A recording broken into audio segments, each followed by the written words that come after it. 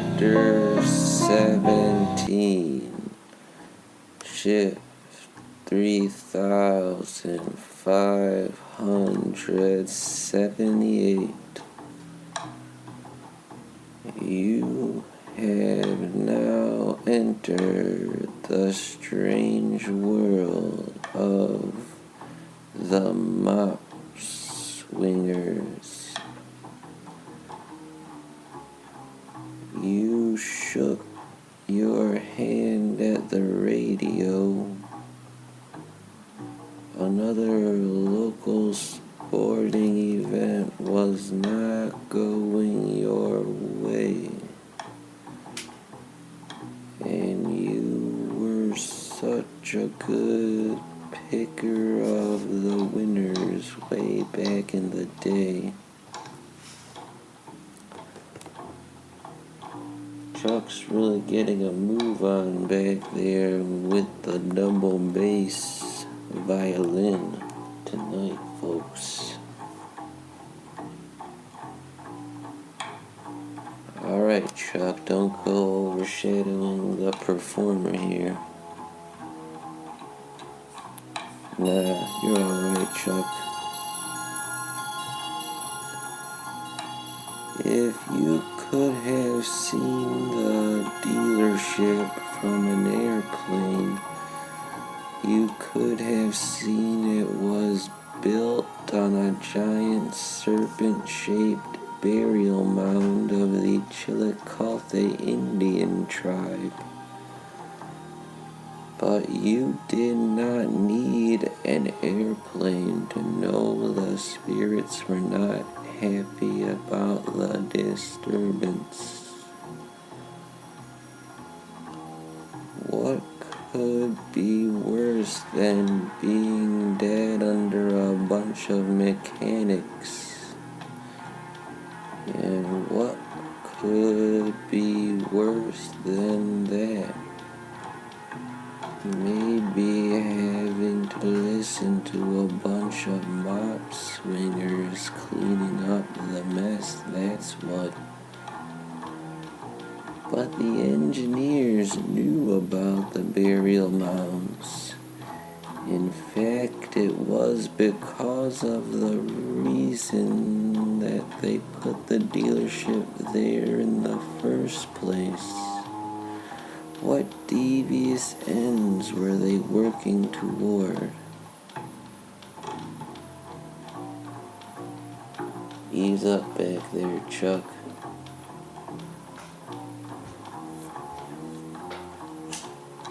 Nice. You scratched your eyes in an attempt to get the images out of your mind. There was once a collection of great poetry in that mind. Then it got evicted to make room for all the ugly things that invade a person's mind during the process of growing old. That was one of the most wild stories I ever heard in a service room area of an auto repair shop.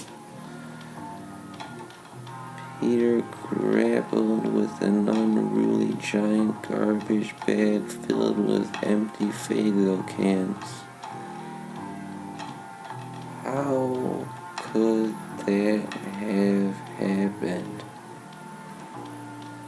You kept trying to close the supply closet door, but it never stayed closed. Did you hear the hypothalamus is one of the strongest parts of the brain, and also the most ancient, but also as old as the humans need to explore? But you can't be in a good exploratory mode unless you're not hungry and stuff. See what I'm getting at? Peter considered smuggling out all of the empty cans and keeping the profits for himself. But then remember, Faygo wasn't worth a return policy. I was thinking sort of the same thing a few days ago, but you are right on with that one. You place the mop bucket and garbage can back in the special nightly places. I can, right during some trying circumstances, but not when I'm hungry. Peter killed the lights one by one in the giant garage. They turned off until darkness surrounded them once again. If you can grow out of poverty with your soul intact, then you are a king as far as I'm concerned, Peter said. It was one of those jobs that paid extra, yet was not worth doing for 10 million lifetimes worth of treasure. One day the ancient place seemed to die. You and Peter did not like the look of it. Either you lost the path lost you, or you were never on the path in the first place. Despite its run-down appearance, the place possessed a rather lofty reputation. You hear that, Chuck?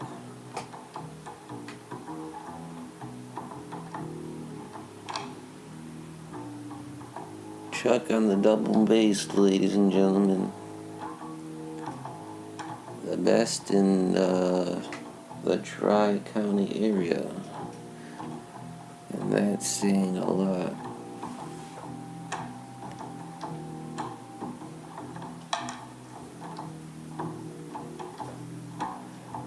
Many claim the late great actor Ben Gazzara walked the halls of the 13th floor on government holidays.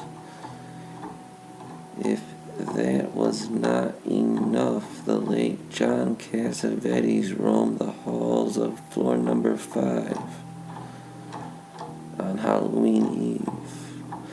Sometimes the two legends met in the elevator, and loud rants about the horrors of working in the studio system took place. Peter went through the customary difficulty of opening the trunk of his useless work van. The wind was especially bitter that night. It seemed to sneak into your many layers of clothing and go to work on you. It's one of countless times when you almost snapped. You thought about your favorite screenplay and calmed down. 2 weeks after the mop swinger started the job, winter rolled in with the business end of its shoe, and rats like the brothers had never seen invaded right along with the snow.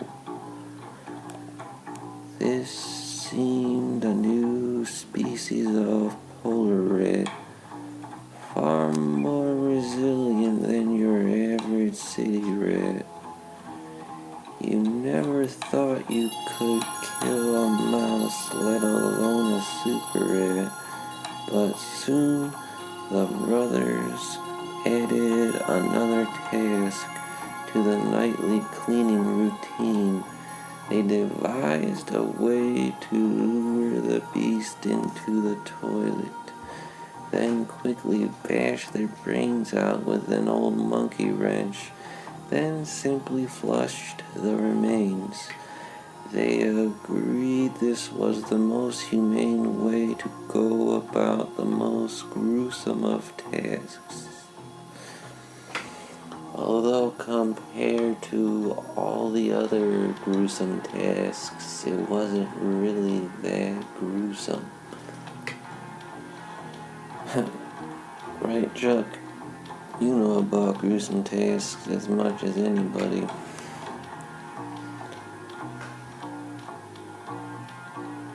Oh, Chuck is killing them tonight, ladies and gentlemen.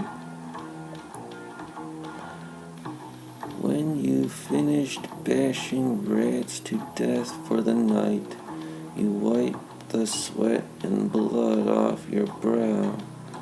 You can try all you want as a writer, but no one is ever going to make a character as good as Cool Hand Luke.